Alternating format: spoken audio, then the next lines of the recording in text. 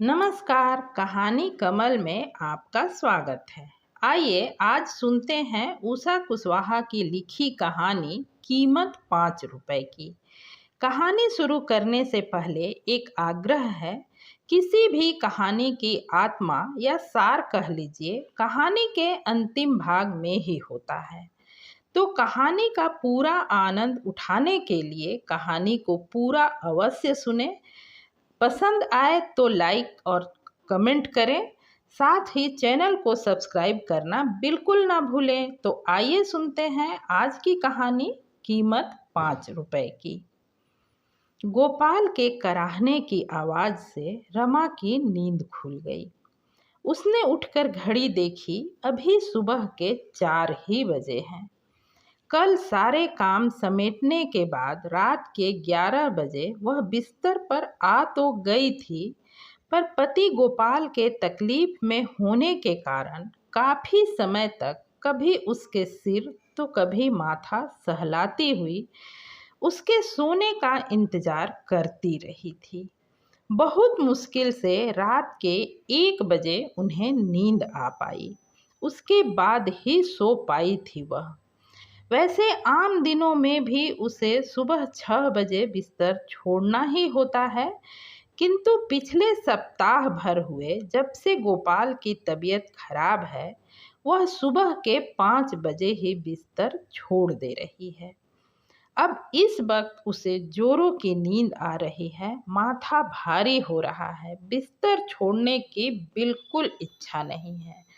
पर रमा ने भरे मन से करवट बदलकर बगल में लेटे गोपाल की ओर देखा और आहिस्ते आहिस्ते उसके पेट को सहलाने लगी। उसके ऐसा करते ही गोपाल ने धीरे से उसकी हथेली पर अपना हाथ रखा। वह पति के इस स्पर्श की मौन भाषा को समझ रही है। थकी हुई पत्नी के नींद में खलल डालने के खेद के साथ ही रमा द्वारा की जा रही अपनी सेवा के लिए कृतज्ञता के भाव निहित है गोपाल के इस स्पर्श में। बेचारा करे भी क्या, मजबूर कर रखा है इस पेट दर्द ने। ना चाहते हुए भी उसे वक्त बेवक्त रमा से ऐसी सेवा शुश्रूषा करवानी ही पड़ती है। पति के मनोभाव को समझते हुए रमा ने उसे आश्वस्त करने के लिए झूठ का सहारा लिया। कोई बात नहीं, मेरी नींद पूरी हो गई है, मैं तो बस अब उठने ही वाली थी। गोपाल बिना कोई जवाब दिए रमा की ओर देखता रहा। कमरे में 0 वाट के बल्ब से हो रही मध्यम सी नीली रोशनी में रमा पति का चेहरा देख तो ठीक से नहीं पा रही है, पर वह जानती है गोपाल के चेहरे पर पेट दर्द के कारण उभरे हुए आड़े तिरछे लकीरों के बीच ही रमा की इस झूठ बोलने के पीछे की मजबूरी की दर्द की एक लकीर भी और उभर आई होगी। रमा के इस तरह पेट सहलाने से गोपाल को दर्द में कुछ राहत मिली है या परेशान पत्नी को और परेशान न करने की चाहत हो, कारण जो भी हो, पर पिछले कुछ पलों से गोपाल के कराहने की आवाज में कुछ कमी आई थी जो फिर से बढ़ने लगी है। रमा ने बिस्तर से नीचे उतरते हुए कहा, रुकिए, मैं गर्म पानी का बैग भर लाती हूँ। गोपाल खामोश ही रहा। उसे भी इस वक्त अपने पेट के लिए गर्म सेक की जरूरत महसूस हो रही थी। 4-5 दिन पहले उसके पेट में अचानक गैस भर आ गया और दर्द होने लगा। वैसे यूं ही और अचानक बिना कारण के कुछ भी नहीं होता, कारण तो होते ही हैं और संभवतः इस पेट दर्द का भी कारण है। उस दिन घर में आटा न होने के कारण रमा नाश्ता नहीं बना पाई थी। उसने गोपाल से कहा था काम पर जाते वक्त चौराहे पर रुककर वह इडली खा ले। गोपाल चौराहे पर रुका भी इसी ख्याल से था, पर इडली के ठेले के ठीक बगल में खड़े ठेले में गर्म तेल की कड़ाही में तल रहे गर्मा गर्म समोसे से उठती सुगंध से उसका मन ललचाया और यह भूल कर कि पिछले कुछ सालों से पेट के गैस ने उसे परेशान कर रखा है और डॉक्टर ने ऐसी तली भुनी और मिर्च मसालेदार चीज़ों को खाने से मना ही किया है, उसने इडली खाने का इरादा बदल सुबह सुबह भर पेट कचौड़ी समोसा खा लिया। अब 5 दिन से बिस्तर पर पड़ा हुआ है। बेचारी रमा कितनी परेशान हो रही है। गोपाल ने पछतावे से भरकर एक लंबी सांस ली। तभी रमा गर्म पानी का बोतल भर लाई, कुछ देर अपने हाथों से उसके पेट पर घुमाती रही, फिर आहिस्ते से बोली, अब आप अपने से सेकिए, अभी थोड़ी देर में आपको आराम अवश्य मिलेगा। 5 बज गए हैं, मैं तैयार होती हूँ। आज अल्ट्रासाउंड के लिए भी चलना है। ऐसा करती हूँ, खिचड़ी बनाकर रख देती हूँ, आपको तनिक आराम मिले तो उठकर ब्रश वगैरह करके तैयार हो जाइएगा। मिसेज जोशी ने आज पैसे देने को कहा है, मैं झटपट उनके यहाँ के काम निपटा पैसे लेकर आ जाऊंगी, फिर जांच सेंटर चलेंगे। जल्दी गए तो जल्दी हो पाएगा, वरना अधिक देर भूखे पेट रहने से भी आपके पेट में गैस भरकर दर्द हो सकता है। हाँ ठीक है, तुम जाओ, दर्द थोड़ा कम होता है तो मैं उठकर तैयार हो जाऊंगा, गोपाल ने धीमे स्वर में कहा।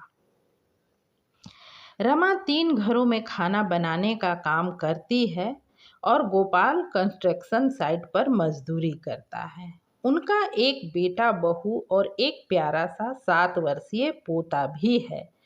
पहले तो सब साथ ही रहते थे, पर 2 वर्ष पहले जब कोरोना महामारी का आक्रमण हुआ और उससे बचाव के मद्देनज़र सरकार द्वारा लॉकडाउन लगाया गया, उस जैसे हजारों मजदूर परिवारों की तरह ही उसका भी परिवार आर्थिक संकट में आ गया। भगवान भगवान करते जब लॉकडाउन खत्म हुआ, महीनों प्रयास के बाद भी बेटे को काम नहीं मिल पाया। तब हार कर वह काम की तलाश में दिल्ली चला गया। वहाँ चंद प्रयासों के बाद उसे काम मिल गया था। कुछ महीनों बाद वह आया तो कहने लगा, माँ पिताजी आप लोग भी मेरे साथ चलिए, सब लोग इकट्ठे वहीं रहेंगे, बड़ा शहर है, आसानी से काम मिल जाएगा, सब मिलकर कमाएंगे तो आमदनी भी अच्छी होगी, संभवतः हम कुछ तरक्की कर पाएं। यहाँ छोटे शहर में हम जैसों के उन्नति की कोई संभावना नहीं। हाँ बेटा, हो सकता है तुम्हारी बात सही हो, पर हम पिछले कितने ही पुश्तों से यहीं रहते आ रहे हैं और अब तो हम दोनों की भी उम्र हो चली है।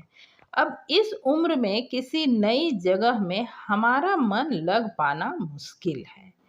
गोपाल ने कहा तो रमा भी उसकी बातों का समर्थन करते हुए बोली, बेटा तुम बहू और बच्चे को ले जाओ, बस तीज त्योहार पर आते जाते रहना, हम यहीं ठीक हैं। ऐसा कहकर उन दोनों ने जाने से इनकार कर दिया था।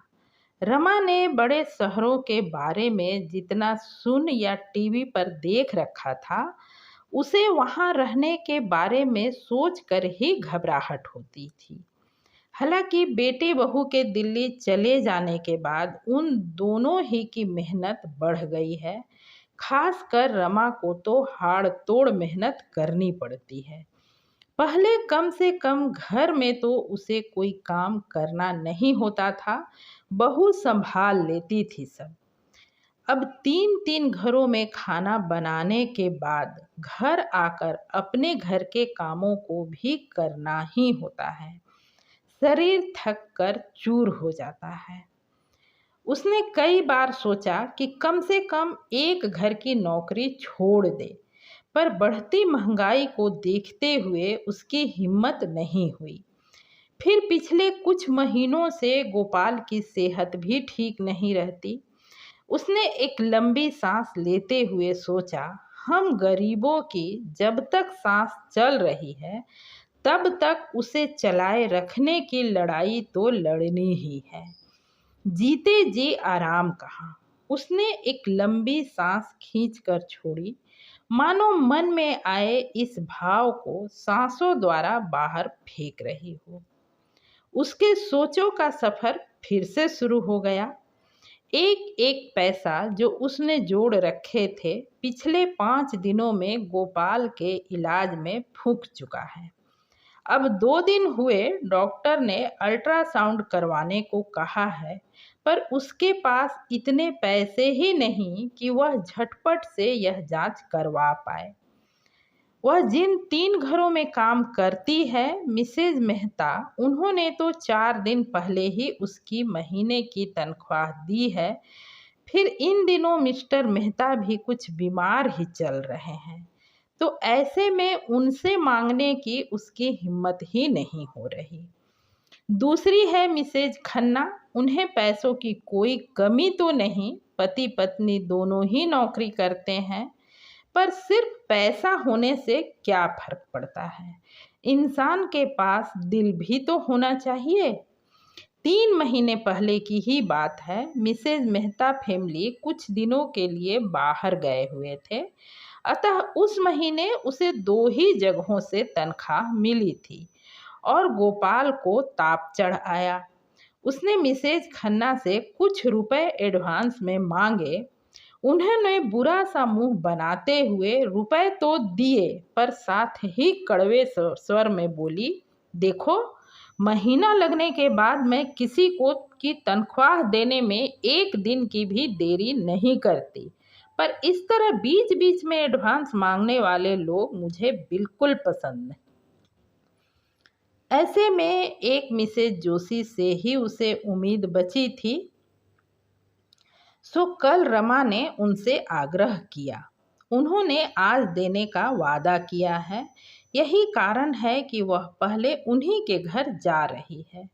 पैसे मिल गए तो आज ही पति के पेट का अल्ट्रासाउंड करवा लेगी। उसने अपनी चाल तेज कर दी। मन में उठते ख्यालों के कारण उसकी चाल कुछ धीमी हो गई थी। उसकी यही समस्या है, हर वक्त मन में कोई न कोई विचार चलते ही रहते हैं। मिसेज जोशी के घर पहुंचकर उसने आशा भरी निगाह से उनकी ओर देखा। उनकी ओर से कोई प्रतिक्रिया ना पाकर वह सिर झुकाए किचन में चली आई। उसने मन ही मन सोचा, उसे अभी निराश नहीं होना चाहिए। अब आते ही पैसा तो कोई नहीं पकड़ा देगा ना, पहले अपना काम तो समाप्त करो। रमा तेजी से अपना हाथ चलाने लगी। तभी मिसेज जोशी किसी काम से किचन में आई। मौका देख रमा ने तुरंत कहा, पूरी रात उन्होंने कराहते हुए बिताया है, आज अल्ट्रासाउंड हो पाता तो। रमा ने आगे के शब्द अधूरे छोड़ दिए। अरे हाँ, तुम्हें कुछ एडवांस चाहिए थे ना, ठीक है, काम निपटा लो, देती हूँ। मिसेज जोशी के इन शब्दों से रमा के हाथों में जैसे अतिरिक्त ऊर्जा आ गई। उसने झटपट काम समाप्त किए और मिसेज जोशी के सामने जा खड़ी हुई। उन्होंने 1500 रुपये उसके हाथ में पकड़ाते हुए कहा, मैंने भी 6 महीने पहले पेट का अल्ट्रासाउंड करवाया था, 1000 रुपये लगते हैं, सो इतने में तुम्हारा काम आराम से हो जाएगा। जी, मुझे तो जानकारी नहीं, पर आप कह रही हैं तो अवश्य ही हो जाएगा। रमा ने कृतज्ञ भाव से कहा और तेज कदमों से घर की ओर बढ़ गई। उसकी सलाह के अनुसार गोपाल तैयार था। उसे देखते ही पूछा, पैसे मिले क्या? हाँ हाँ, मिल गए, बस 5 मिनट में कपड़े बदल कर आती हूँ। तुम्हारा दर्द कैसा है? सेकने के बाद थोड़ा आराम है। रमा ने मन ही मन सोचा, इस वक्त तो दर्द में थोड़ी राहत है, हम बस से चले जाएंगे। अब इतनी देर खाली पेट रहने की वजह से कहीं दोबारा दर्द शुरू ना हो जाए। लौटते वक्त ऑटो लेनी होगी, दूर भी तो काफ़ी है। अल्ट्रासाउंड हो जाने के बाद भूखे पेट घर तक क्या आना। कहीं इडली वगैरह मिल जाए तो कम से कम इन्हें खिला दूंगी। मैंने तो मिसेज जोशी के घर नाश्ता किया है। जांच केंद्र पहुंचकर रमा अल्ट्रासाउंड के लिए पर्ची कटवाने गई तो खिड़की पर बैठे व्यक्ति ने 1300 रुपये देने को कहा। रमा चिंतित हो उठी। उसने दबे स्वर में उस व्यक्ति से पूछा, पर भैया 1300 क्यों? अभी 6 महीने पहले तो 1000 रुपये ही लगते थे। आप 6 महीने की बात करती हैं? अभी पिछले महीने तक भी 1000 रुपये ही थे। पर हम क्या कर सकते हैं, सरकार 50 तरह की टैक्स लगाती रहती है। अब ऐसे में हर चीज़ के दाम तो बढ़ेंगे ही ना। अच्छा जल्दी रुपए निकालो वरना पीछे वाले को आने दो। देती हूँ भैया, रमा ने मरियल सी आवाज़ में कहा और अच्छी तरह गिन कर 1300 रुपये खिड़की से अंदर सरका दिए। दरअसल दिए जाने वाले 1300 रुपये से अधिक बचे हुए उन 200 के नोटों को उसने इस उम्मीद से कई बार गिना था कि शायद किसी चमत्कार, किसी भूलवश 200 से कुछ अधिक रुपए निकल आए। पर ना ही ऐसा कुछ होना था, न हुआ। पर्ची लेकर वह थके कदमों से गोपाल के पास आ बैठी, जहां लोग अपनी बारी के इंतजार में बैठे हुए थे। क्या बात है, पैसा कम पड़ गया क्या? अरे नहीं, कोई बात नहीं, आप बैठो, मैंने पर्ची बनवा ली है। ऐसा कहकर रमा ने पति को तो आश्वस्त कर दिया था, पर मन ही मन वह हिसाब लगाने लगी। मात्र 200 रुपये बचे हैं। वो तो अच्छा हुआ कि उसके पास कुछ छुट्टे बचे थे, जिन्हें उसने अपने पास रख लिया था और उसी बचे हुए पैसे से किराया देकर यहाँ तक आ गई। पर अब क्या करे, 200 से कम में तो ऑटो मिलने वाला नहीं। वैसे मांग तो वह 200 से कुछ ज़्यादा ही की करेगा, पर आरजू मिन्नत करने पर शायद 200 में मान जाए। फिर वह गोपाल को नाश्ता कैसे करा पाएगी? उसने घूमकर पति का चेहरा देखा। अभी तो ठीक ही है। वह एक काम कर सकती है। यदि उसका नंबर जल्दी आ जाता है और गोपाल को भूख अधिक परेशान ना करे तो बिना नाश्ता करवाए झटपट से ऑटो लेकर घर पहुंच सकती है, क्योंकि इस वक्त बस में भीड़ बहुत होगी। इस दर्द में भी संभवतः गोपाल को खड़ा होकर सफ़र करनी पड़े। हे ईश्वर, बस जल्दी इनका नंबर आ जाए। तभी उसने देखा जिन लोगों को अंदर जांच के लिए बुलाया जा रहा है, उन्हें मुंह पर मास्क लगाकर आने को कह रहे हैं। जिनके पास नहीं है उन्हें खरीदने को कहा जा रहा है।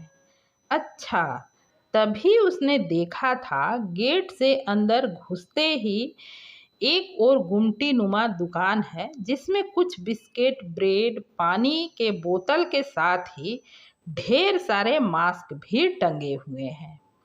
अब जब पिछले कुछ महीनों से कोरोना के केसेस आने बहुत ही कम हो गए हैं, भला इन दिनों मास्क कौन पहन रहा है? अतः किसी के पास भी मास्क नहीं था। सभी अपना नंबर आने से पहले मास्क खरीदने दौड़ रहे थे। किसी का पेशेंट यदि अधिक बीमार और कमज़ोर है, उसे सहारे की या फिर कपड़े वगैरह सेट करने के लिए घर के किसी व्यक्ति की ज़रूरत है, फिर तो अंदर जाने के लिए उसे भी मास्क लगाना जरूरी है। जबकि रमा ने ध्यान से देखा, वहाँ के सारे स्टाफ ने मास्क कानों में टांग तो रखा है, जो बस यूं ही दाढ़ी में फंसा हुआ है। रमा का माथा झन्ना उठा। यह कैसी लूट मचा रखी है इन्होंने, जो चीज़ जरूरी ही नहीं उसके लिए मजबूर कर रहे हैं, और लोग भी खुशी खुशी या थोड़ी चिढ़ के साथ दौड़ दौड़ कर मास्क खरीद रहे हैं। संभवतः सभी के मन में एक ही भाव है, अब 5 रुपए के लिए कौन बहस करे। उसने मन ही मन सोचा, अब यह 5 रुपए कम हो जाने के कारण वह गोपाल को ऑटो से नहीं ले जा पाएगी। अब तो शाम तक ही घर पहुंच पाएंगे। ऐसे में आज वह काम पर भी नहीं जा सकेगी। सभी मैडम कितनी नाराज होंगी। 2 घरों में तो आज उसने सुबह भी काम नहीं किए हैं। फिर मिसेज जोशी को कल क्या मुंह दिखाएगी। शाम को अवश्य ही आने की बात कहकर आई थी। क्या सोचेंगी वो पैसा मिलते ही। पैसे की याद आते ही रमा ने हिसाब लगाया। जिस कदर यहाँ भीड़ दिख रही है, शाम तक मास्क वाला 5 रुपए के हिसाब से सिर्फ मास्क बेचकर ही 100-200 रुपए कमा लेगा। उसके दिल से एक आह सी निकल गई। इस वक्त 5 रुपए की कीमत कोई मुझसे पूछे।